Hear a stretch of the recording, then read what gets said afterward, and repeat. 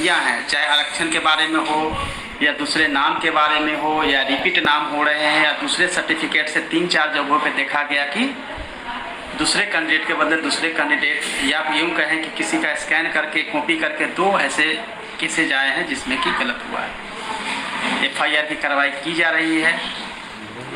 Same name के जो हैं उन पे भी कार्रवाई होगी और उसमें जहाँ भी गलती हुई है और जहाँ पे सीधा सीधा दिख रहा है कि वहाँ पे गलती हुई है वहाँ भी कैंसिल किया गया है। और जहाँ पे मेरिट में ज़्यादा दिखाया गया 80 और जब उसका एक्चुअल जब बनाया गया तो वो आ गया 70 या 65 या 60 आ गया।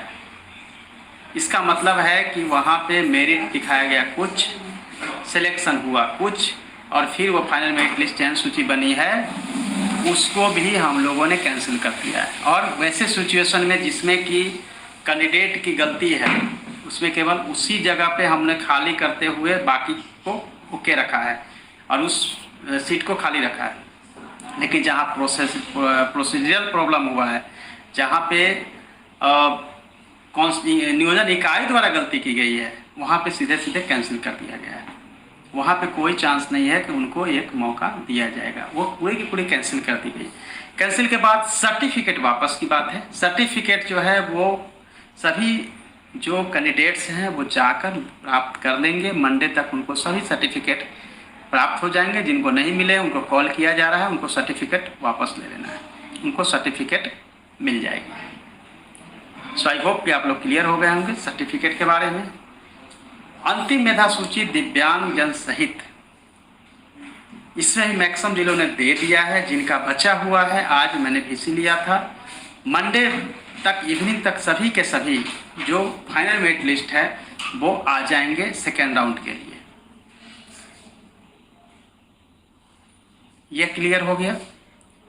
मेरिट लिस्ट के बाद में चयन सूची में जिनका भी नाम में कोई एरर है, अल्फ़ाबेटिकल एरर आ गया है, कुछ भी एरर है, वो आवेदन दिलवा के सही करवा सकते हैं, कोई प्रॉब्लम नहीं। सो आई होप कि आप यहाँ क्लियर हो गए होंगे। अब रही कि आपकी जिनका 16,000 के आसपास चयन हो गया है वो इस परेशानी में है कि कब हमको नियुक्ति पत्र मिल जाएगा। सर्टिफिकेट चेक होने के तुरंत बाद आप लोगों को यह मिल पाएगा। सो सर्टिफिकेट चेक की प्रक्रिया जो है वो जैसे ही ये सेकेंड राउंड ख़त्म होगी, थर्ड राउंड के लिए भी हम लोग जाएंगे और इसी बीच हम लोग शुरू कर देंगे सर्टिफिकेट चेक। सो वो परेशान नहीं हो, आराम से अपनी पढ़ाई स्टडी को जारी रखें और उसको फोकस करना बंद कर दें। तो मुझे लगता है कि फर्स्ट राउंड से संबंधित जो भी चीज़ें थी वो समाप्त हो गई। फर्स्ट राउंड में जो काउंसलिंग हुई जिसमें कि कहा जा रहा है कि मैं वहाँ पे अवेलेबल था या मैं वहाँ पे थी, उसके बाद भी पीछे वाले का ले लिया गया, तो वीडियो रिकॉर्डिंग करके वैसे जितने भी लगभग 70 ऐसे काउंसलिंग सेंटर्स थे जहाँ गलती हुई थी वो वीडियो रिकॉर्डिंग से चेक किया गया और उसको कैंसिल किया गया। सो आई होप आप लोग समझ गए होंगे कि यह भी किया गया है, कैंसिल किया गया है तो छात्रों के हित में किया गया। जिनका सिलेक्शन हो गया उनकी चिंता है कि मेरा सिलेक्शन हो गया था, कैंसिल क्यों हो गया। जब गलती होगी तो कैंसिल होगी, इसमें कोई क्षम नहीं है। और दूसरी बात है कि हम किसी भी हालत में एक भी जो शिक्षक का चयन है उसमें कोई गलती चाहते हैं 100% ट्रांसपेरेंसी हो, इसी को ध्यान में रखते हुए हमने पूरा उसको कैंसिल करने को कहा है और कैंसिल किया गया है। क्लियर है।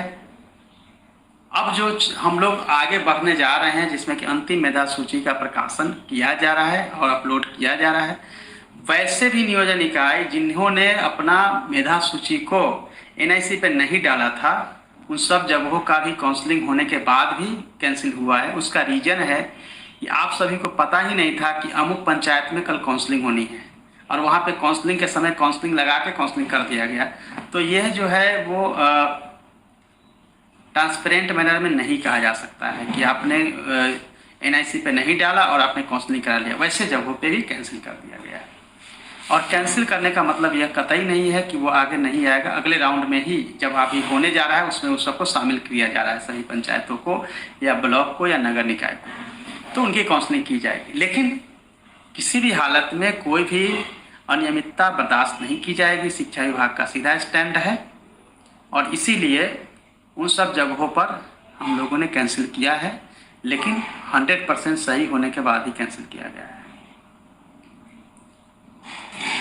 और सभी जगहों सभी ज़िलों में कंट्रोल रूम हमारा फंक्शनल है। लेकिन कंट्रोल रूम अगर कहीं दिक्कत होती है तो हम आपको मंडे तक कंट्रोल रूम डिस्ट्रिक्ट वाइज बता भी देंगे, जहाँ पे जो शिकायत आती है उसको दर्ज किया जाता है। लेकिन वैसे शिकायत जिसमें गलत शिकायत किसी ने कर दिया है या यह सोच के कि शिकायत दर्ज करने से शायद उसको लाभ मिल जाएगा, शायद उसका चयन हो जाएगा, उन पर भी एफआईआर की जाएगी। क्योंकि वीडियोग्राफी में चेक किया जा रहा है कि मैं नहीं था और आपने लिख दिया, मैं तो सबसे आगे टेबल पर बैठ गया था, मेरा चयन नहीं करके पीछे वाला किसी का कर दिया, किसी को बुला के फ़ोन पर कर दिया। पूरी वीडियोग्राफी चेक की गई, वहाँ पे आप है ही नहीं अवेलेबल। वैसे भी कैंडिडेट्स जो गलत कंप्लेन करेंगे उन पर कार्रवाई होगी। इसीलिए आप इस बात को अच्छे से समझ लीजिए। आपका मुद्दा नंबर है कि हमें अगले क्लास और आगे के नियोजन के लिए जिनका चयन हो गया उनको फिर से मौका दिया जाए। उनको सर्टिफिकेट, जब तक हमारी पूरी प्रोसेस नहीं होती है, सर्टिफिकेट लौटाने की स्थिति नहीं है, विभाग ने ले लिया है, सर्टिफिकेट वापस नहीं किया जा पाएगा। चूँकि ट्रांसफ़र के रूल्स है, ट्रांसफ़र के हिसाब से आपका किया जाएगा, इसलिए कोई दिक्कत नहीं आनी चाहिए। सर्टिफिकेट को लेकर बहुत कन्फ्यूजन है। सर्टिफिकेट को लेकर मैं क्लियर आपको बताता हूँ कि क्या करना है, क्या है। सर्टिफिकेट में आप लोगों ने पहले EWS सर्टिफिकेट का जान लीजिए। EWS सर्टिफिकेट में यदि 2019 में आपने EWS सर्टिफिकेट लगाकर आवेदन दिया था, EWS कैटेगरी को फिल किया था, टिक किया था, आपको EWS का लाभ मिलेगा। 2019 के सर्टिफिकेट है, ओके। 2020-21 की जरूरत नहीं है। अगर आपके पास 20-21 का भी है तो लेके जाइएगा, कोई इशू नहीं है।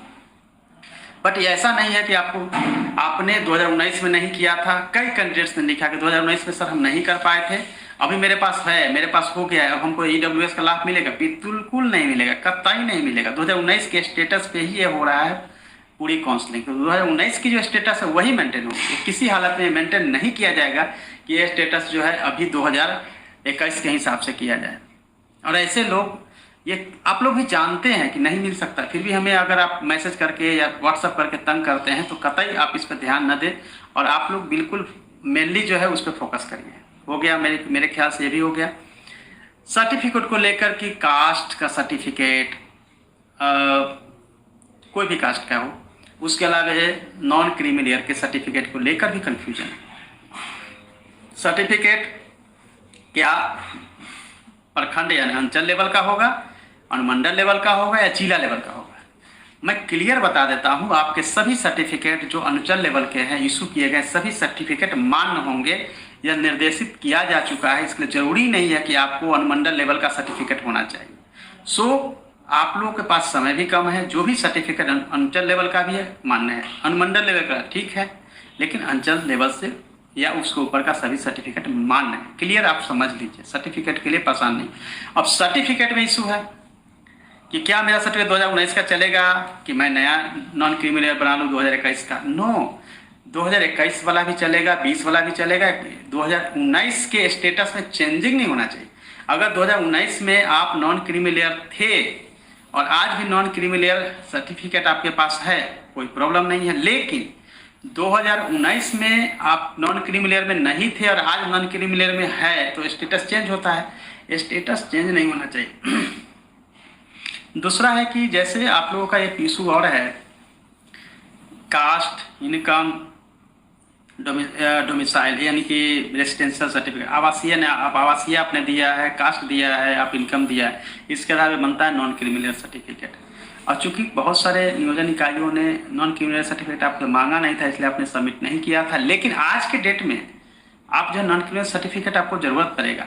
फर्स्ट राउंड में हमने केवल एक रिलैक्स दिया था 15 दिन का, उसका पीछे रीजन सिर्फ यह था क्योंकि नियोजन इकाइयों ने गलतियां की थी तो अभ्यर्थियों को इसको भुगतना ना पड़े, इसलिए हमने रिलैक्स किया था कि आप लोग को इतना समय दिया जाएगा। आई होप कि आप इस बात को भी समझ गए हों क्लियर।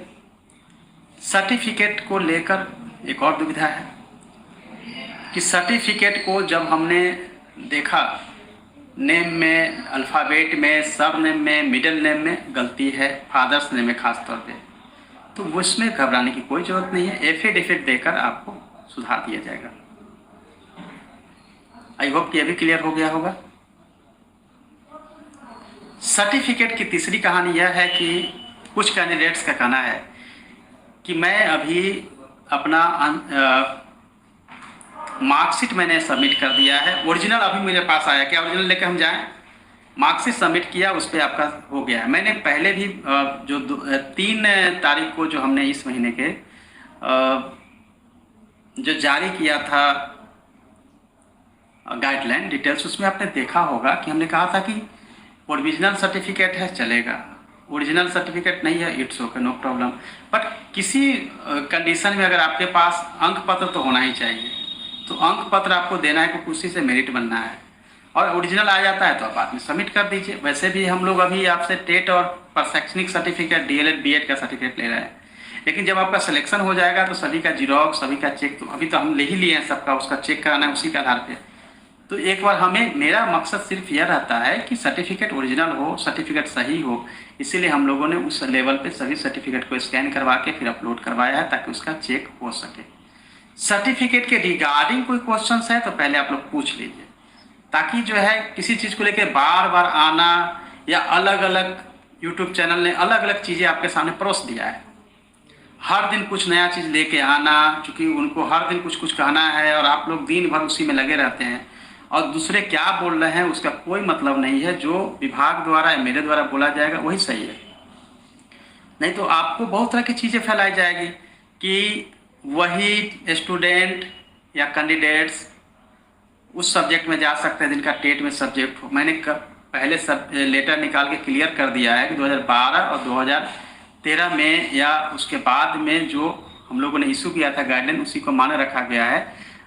पात्रता परीक्षा में केवल यह ध्यान रखा कि पात्रता आपकी हासिल हो गई है, जो एकेडमिक सर्टिफिकेट सब्जेक्ट है उसके आधार पे आपका चयन होने जा रहा है। सो इसमें कोई आपको डाउट्स नहीं होना चाहिए, ये क्लियर हो गया। किसी ने कुछ कह दिया उसमें होना चाहिए सर्टिफिकेट, पुरानी बातें, एक दिन पहले लेटर निकालेगी, अगले दिन हमने उसको रद्द कर दिया, अब उसमें कहने के लिए कुछ नहीं रह गया, उसके पीछे रीजन